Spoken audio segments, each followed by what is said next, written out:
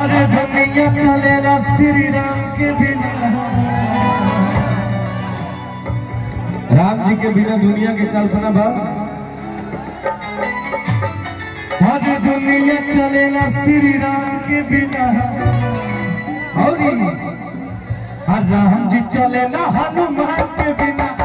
दुनिया चलेला श्री राम के बिना, राम जी चलेला हनुमान के बिना। दुनिया चलेला श्री राम के बिना, राम जी चलेला हनुमान के बिना। दुनिया चलेला श्री राम के बिना, राम जी चलेला हनुमान के बिना। दुनिया चलेला श्री राम के बिना,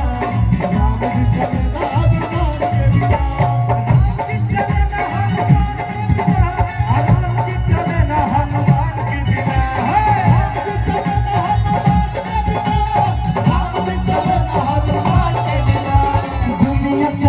श्री राम के बिना, राम जी चलेला हनुमान के बिना।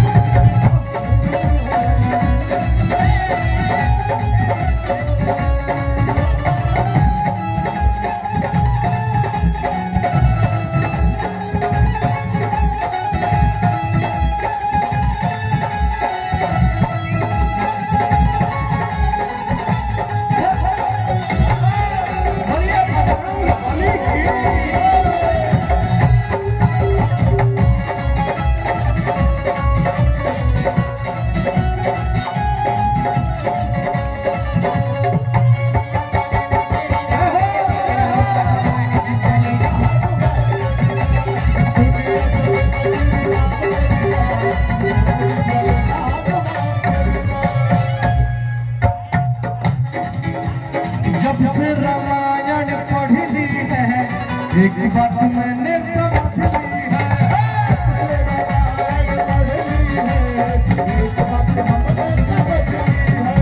जब से रामायण पढ़ ली है, एक बात हमने समझ ली है।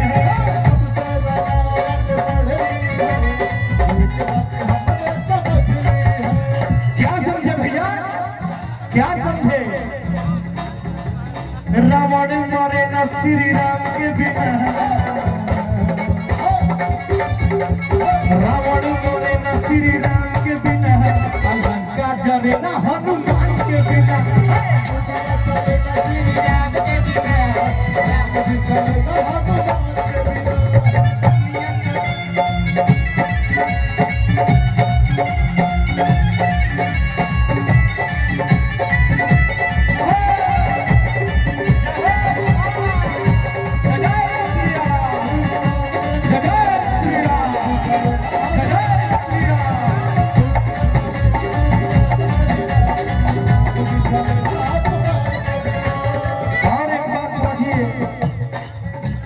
लक्ष्मण का बचना मुश्किल था कब, जब मेघनाथ ने शक्ति बाण मार दिया था भगवान लक्ष्मण को। लक्ष्मण का बचना मुश्किल था, कौन बूटी लाने के काबिल था।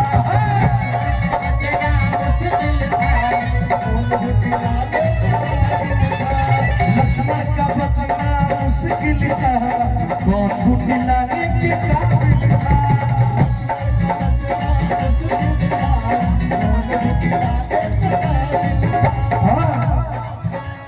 लक्ष्मण बचना श्री राम के बिना। जय श्री राम। लक्ष्मण बचना श्री राम के बिना, अब बूटी मिले ना हनुमान के बिना।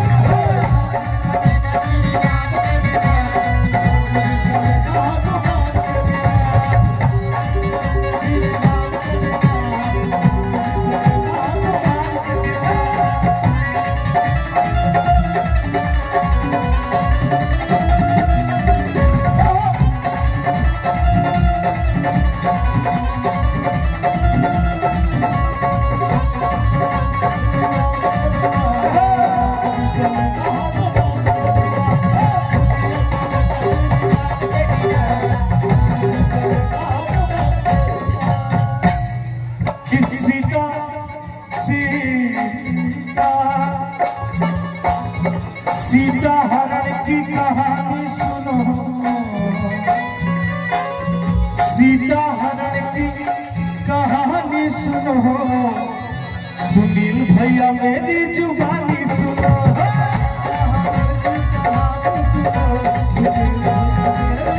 अरे सीधा हरण की कहानी सुनो, भाई जी मेरी जुबानी सुनो, सीधा हरण की कहानी सुनो,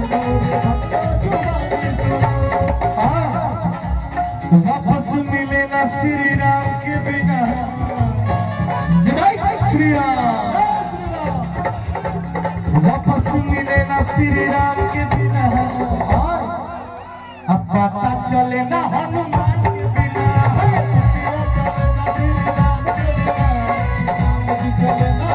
हर दुनिया चले ना श्री राम के बिना, राम जी चले ना हनुमान के बिना, दुनिया चले ना श्री राम के बिना,